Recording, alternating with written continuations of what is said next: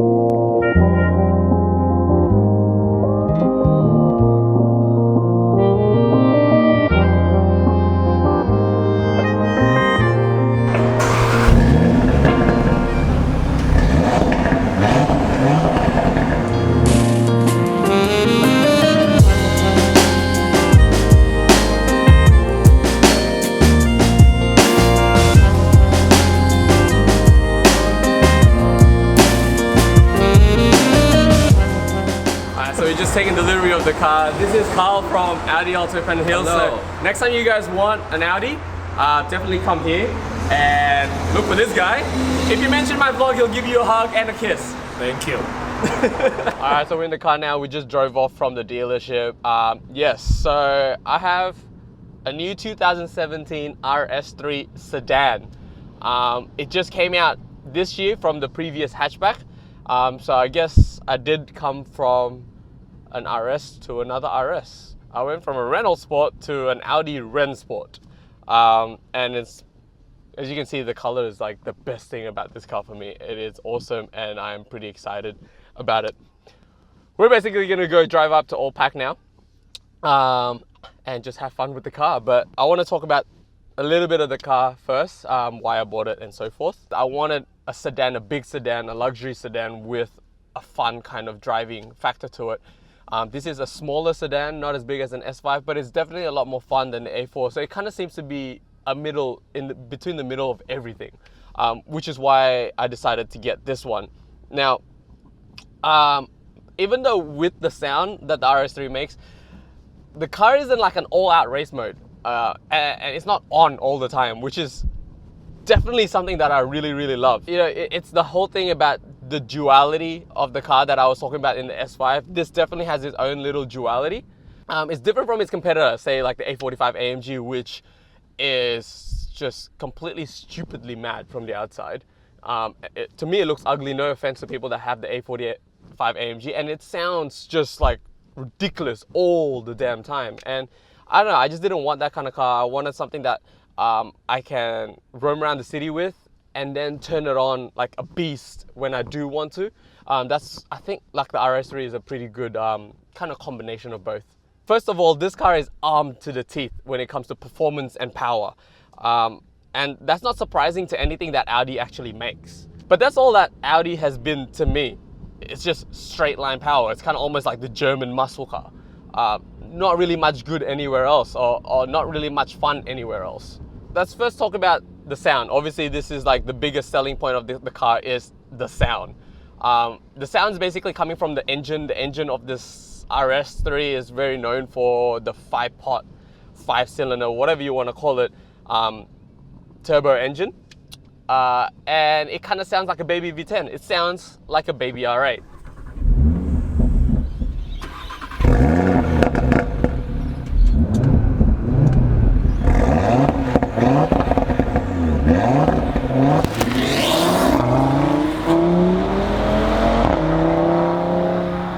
Now, if we want to talk about numbers, this car produces 295 kilowatts with 480 Newton meters of torque. And what does that number do? 0 to 100 in 4.1 seconds. Now, Audi is very much known for lying on their paper. Apparently, a lot of the journalists and a lot of people that have been testing this car have been able to get around about 3.8, 0 to 100. So it's a ridiculously quick car. It's a bit too much, to be honest, but to have that sound, you gotta have this car.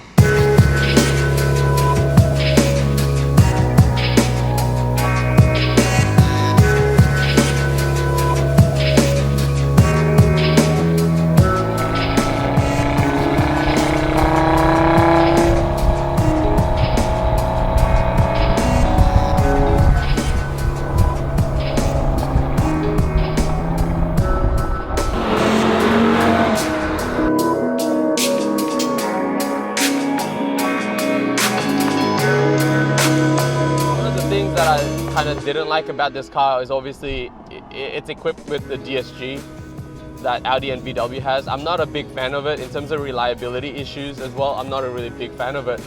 I really love that the S5 got on the ZF 8-speed, and I love that transmission. It's so smooth. It's perfect for what you want. This one gets a DSG. I wasn't really a big fan, but when I test drove it, they showed me that it's a little bit different from the previous model. On low speed and on kind of just on automatic mode, on low speed, it doesn't jerk as much as the previous one does. And when you're shifting, downshifting and upshifting as well, it doesn't jerk as much. It's quite smooth now. So not too big of a fuss with it anymore. I'm still kind of worried about reliability issues, but I don't know, it seems to be getting better, a lot better and better now. What makes it different from the previous one is actually the engine itself. It's the same engine, except it is now made of an aluminium block. It's a full aluminium block, and they set aside the iron block from the previous RS3, and that all up shaves around about 26 kilogram of weight at the front. And everyone knows the biggest problem with the previous RS3 was immense amount of power, cannot turn. It was just so heavy at the front that it would just understeer all straight to the corner. It just feels like the car's always being pushed forward. And that made the car, you know, in the fun factor, 0. With this one, the biggest factor was like when I test drove it, it's completely different. I felt so different from this one. It's a lot lighter from the front, and I think they tweaked a bit with the Quattro system. It doesn't feel as front biased anymore, which is kind of refreshing for an Audi. The turning is a lot sharper, the steering is a lot sharper. There's a lot more feedback, and we're still talking about an Audi here, feedback you get from the steering rack, and the steering rack's a lot nicer as well from this one.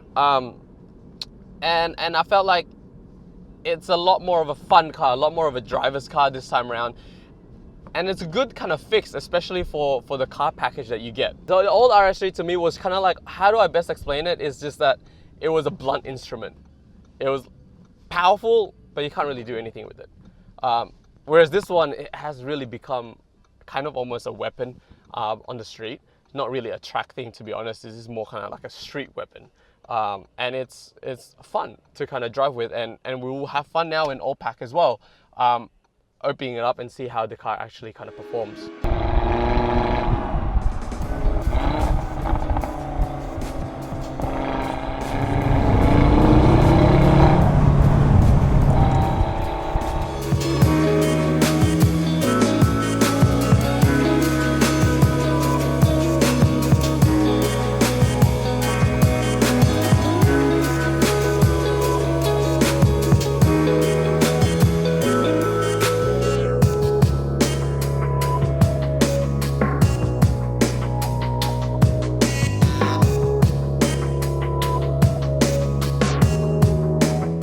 As always, in Audi fashion, the steering has absolutely no feel, no feedback, and it's still kind of like you're still kind of guessing through a corner. Like the car now turns, but you're kind of guessing where your car is actually at. The car doesn't really talk to you. There's no chatter in the steering wheel at all.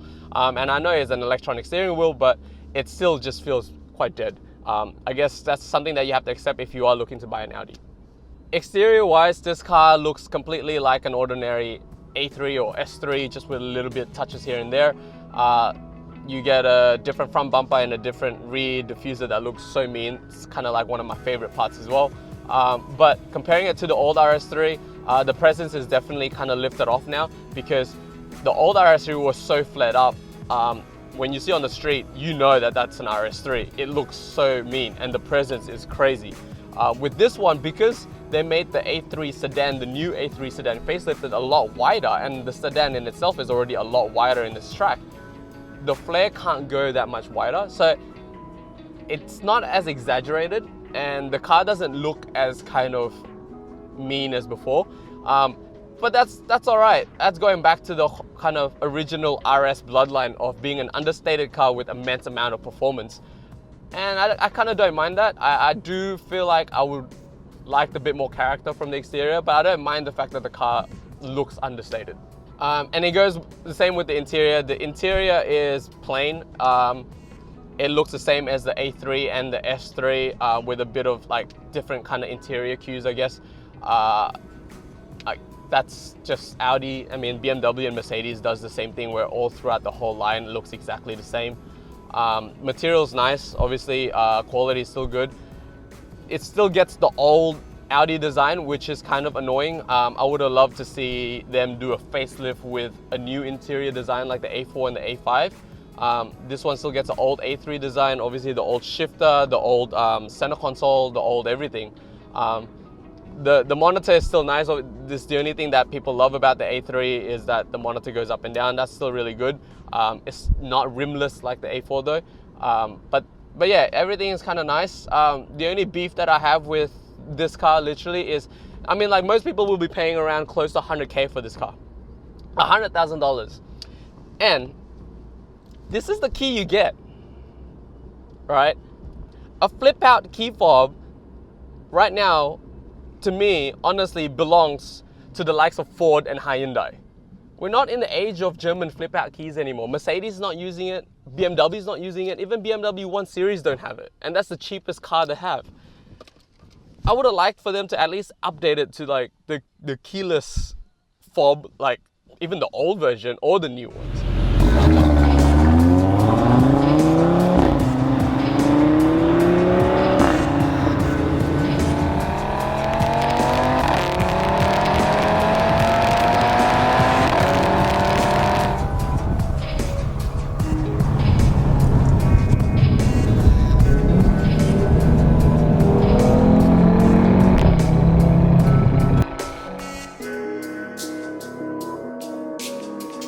Specific to my car, what did I actually get?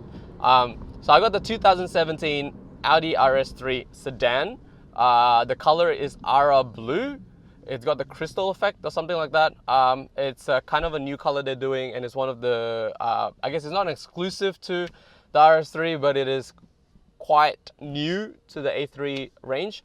It looks mad. I think it looks awesome. Like the blue changes within different kind of lighting settings, and I love the fact that the base setting of the blue is quite bright. It's a bright blue. I got the matte aluminium styling package. What that means is that the air blades and the front grille and the rear diffuser has matte aluminium cues everywhere. It just looks a bit different from the black pack. Personally, I rather this than the black pack, because everyone gets the black pack. And a lot of cars these days, when they go performance, they go all black anyway. So this kind of give it a bit of a difference. It also gives it a bit of a contrast, and it sets off like the color a lot nicer. What else? Got the B&O sound system. I'm not really a sound guy, but it's cool to have. Privacy glass, that was nice to include in, so I only have to tint these two when I go out for tinting. And also an inlays carbon in the interior. It's a lot nicer than the piano black that they usually give you. But yeah, that's about the only options I got. So this car obviously is what they call the launch spec model. You can't actually build your own. If you want to build your own, you have to wait. With the launch spec, you can only have limited amount of options. So what is it actually missing? Sunroof is missing. I've never been a fan of sunroof anyway, but I thought it would be nice because it does do well for resale value. Wasn't able to get that, that's fine. There's only two other things that are missing. Magnetic ride, which some people sworn by, some people hate it, don't really care. And LED matrix lights, which to me seems to benefit other people than myself. And if I'm paying for it, I don't want to benefit someone else. Pretty happy, super excited, super keen to kind of have a longer ownership of this, guys. I promise, and I'm hoping that I do keep that promise, that I'm going to keep this car for a lot longer than all the other cars that I've used. But promises seems to be broken sometimes, so I hope this car makes me happy. So far it's making me smile and giggle all throughout everything, so it's a good sign so far.